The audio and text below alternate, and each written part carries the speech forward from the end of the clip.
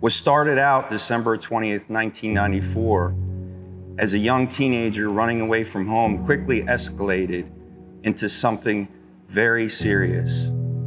I was sitting in a prison cell, facing charges that would keep me locked up for possibly the rest of my life. I was raised in a Christian home. I was raised in the church. I was raised in a Christian school. And at 17 years old, a pastor's son, a chaplain's son, facing what I faced. What a nightmare it was. I'd heard about Jesus all my life, but I never truly had a personal experience with him.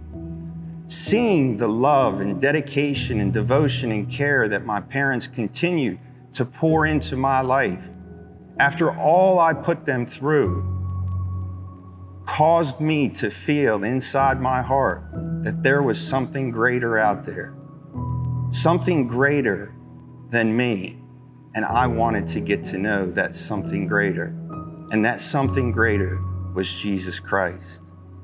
I started studying the Word. I started seeking the Lord for myself, and I found him. Or should I say, he found me. When I went to prison, I felt alone. I felt separated from everybody and everyone. But honestly, I was never alone. When I went to prison, Jesus was in prison with me. How many of you know that we serve a God who restores?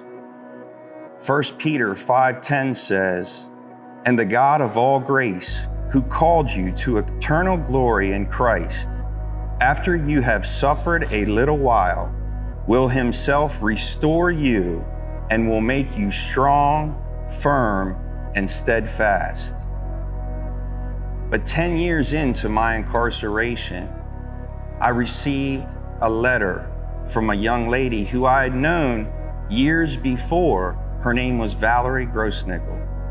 And Valerie started to write me letters and tell me that she was praying for me, telling me that she was a friend to me.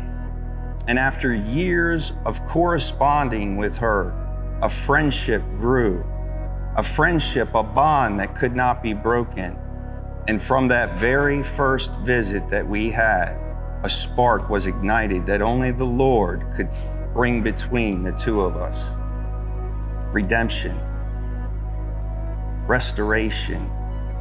We were falling in love more and more every visit, every letter, every phone call.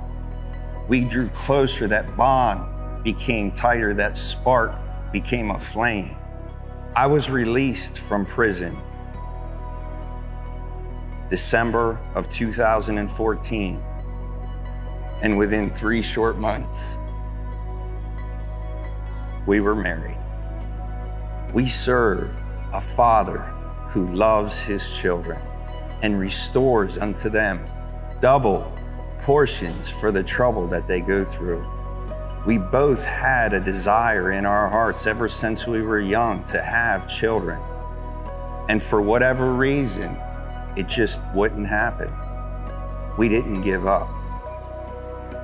While we waited, we continued to seek the Lord. Check this out. Almost 18 weeks ago, we found out that Val's pregnant. She's pregnant, and not just with one baby, with twins. We just recently, within the last week, found out that these twins are going to be a boy and a girl. How amazing is that? How perfect is that? I couldn't write that story any better myself. That had to be a love story by God himself. The little boy's name will be Mathan, which means gift from God. And the little girl, her name will be Eliana. And Eliana means God heard my cry. This is all about a God who restores. This is all about the God that we serve. This, my friends, is our story.